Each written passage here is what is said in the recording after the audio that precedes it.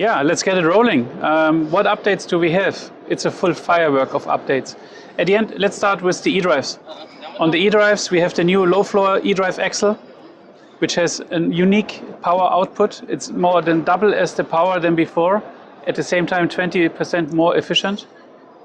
For us, very important, where does it come from?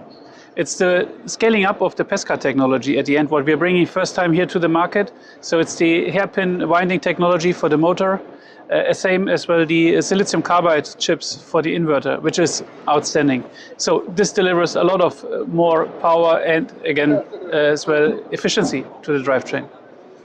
If we go further to the drivetrain, the central drivetrain, for the coaches for instance, here we have a fully new eDrive built up here, which fits in the same environment than a normal transmission. So it's very compact, very light. At the same time, the torque output has increased massively, and with that as well, the efficiency of the drivetrain has been improved significantly, like for the low-floor axle. Further advantages which we show here, or innovations which we show here, is for instance the CDC Skyhook damper behind me. What is it about? It is an intelligent damper. As well here in the luxury Pesca, it is meanwhile very much known. It is popular to have this, but on the bus side not. And what does it enable? It enables us to be more comfortable, clearly, because the damper is more predictive on the road surface. At the same time, we offer more comfort as well during standstill times, because we can lower and raise the bus as it needs, and as well enhance the safety in the drive in more harsher conditions. Further, if we go, we are as well presenting our screw compressor here, the scroll compressor technology, which is very much innovative because it's completely oil-free. You need to understand that an oil-free compressor is very seldom nowadays, but we are having it, and the price of it is that it is silent as a normal conversation. So just imagine being oil-free and being super silent, no vibrations. This is perfect for the customers, and we are sure that we are attracting a lot of customers here on the booth, and as well will showcases in a live working test rig, which we have here on the booth. I would not call it secret, I would call it the success of a long-term relation, partnership and technological excellence which we're having. So our drivetrains, the electrified drivetrains, are in the market, first of all for their performance, that's the one thing, but at the other side we have the offering from conventional axles, which we deliver since decades, plus the transmission, which we as well have in our portfolio, regardless for which application you're searching. And at the end, this technological openness is key for us to deploy to the customers, because we are not telling anyone what the propulsion system of the future is. We let it go and have the solutions suitable for the markets. That's number one. And then number two is the globality. The growth which we see, the success what we have, regardless if it's combustion engine or electrified drivetrains, comes because we can offer local to our customers according to their needs. And not many other players in the market can offer this tailor-made to the regional demands. Interesting question. The growth is driven by indeed multi-factors, and ZF is investing a lot of efforts and dedication, passion, to exactly serve all those driving forces. So we have the legislation, Euro 7 upcoming, clearly, we know. At the same time, we are more and more entering into tender business, because the fleet owners, as well in, let's say, African countries, for instance, only one example, are deciding much and more on high technology, high quality products. So we need to be there present as well. Then obviously we have our big OEM, the traditional customers, which we need to serve and we need to listen into. So at the end, saying that, we have a whole bunch of, let's say, impulses which we get to promote our products, and we feel committed to serve all of them, because we need to listen and work with those forces at any time. Definitely the world is full of challenges currently. We don't need to paint it nicer than it is. How are we overcoming it? At the end, one of our key success factors is the scalability of our products. Because if we look at all the e-drivetrains we are developing, they are not leaving the set of the platform which we have developed.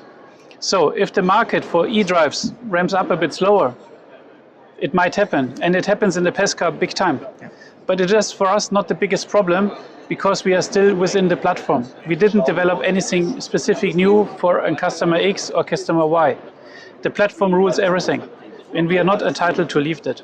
That's number one. And at the other time, due to the broadness of our product portfolio and the technological openness, we are serving the markets as well if they develop slower than we expected. And this is so far our recipe how to master the crisis quite well. I would like to point it out clearly on two mega trends. The one is the digitalization, we didn't speak so much about it yet, and the other one is the electrification. Electrification is everywhere on the booth, on the fair, everyone has it there, and that's it, clearly. But we go beyond that, and we go as well in very much digital solutions like our SAMP suite, because, very clear, we as well need to deliver over-the-air updates for our technologies. We need to make our braking system speak to our transmissions at the end, literally spoken, because only then we can harvest the last percentages of efficiency in our system, and this is what we are committed to. You're fully right. India is playing a pivotal role on digitalization, and interestingly, 3 years ago probably we would not have talked about it, as well electrification of the drivetrain. ZF is very proud to have won one of the largest orders ever on electrification from a leading Indian OEM, simply to digest for the world market. That's outstanding. And as well, our digitalization features are to the largest extent as well developed in India, not only for India, but for the globe. And this is why we are having with our tech centers in India and our plants a huge footprint and commitment to deploy this further. We are in the good position that we are in India already since decades. We always believed in local to local markets, besides entertaining a global view.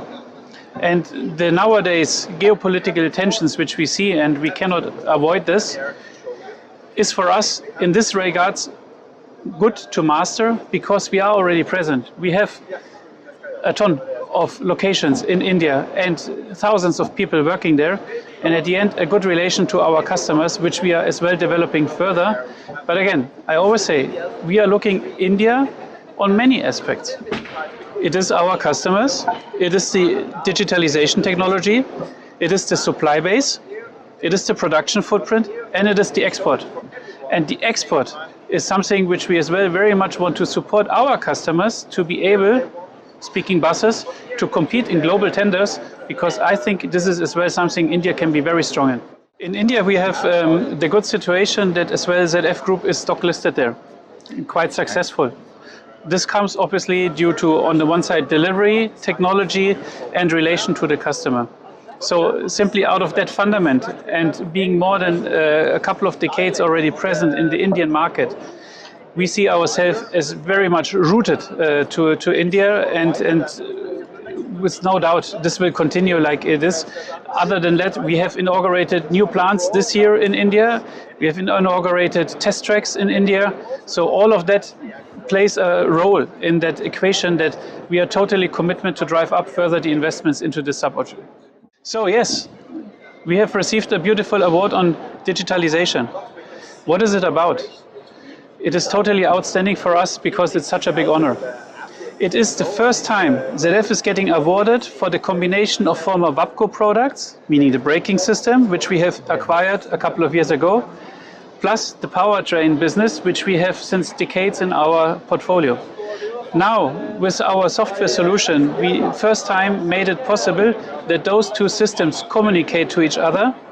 And what will it serve in? At the end, it will serve in a more predictive driving feeling for the driver, so that, for instance, in an eDrive model, you have the application of the right shifts, the right gears on time, before you can go down a hill or up a hill, so that the recuperation of the battery is amplified at the best optimal way, and with that as well the efficiency of the drivetrain is improved. Being global is for us always state of the art for every development. We need to be open-minded to whatever happens on the globe. Now, this software solution is applicable for all the solutions in the market, because we are not dogmatic to say this needs to fit to Europe legislation only. So It depends on the customer. What he tells us with the interface as well with our SUM suite, we can apply those updates and those softwares into our system. And this is how we want to propel this project further in order to even give more benefit to the customer. At the end, I want to share one thing. A big thanks for the interview. And I'm welcoming you on the booth for a deep dive on our products, especially on the e-comp, on the test rig. That's very important for us. And then as well put an invitation out to you personally for our technology days in Hanover next year, because then you will see everything live and running in a truck. Thank you very much.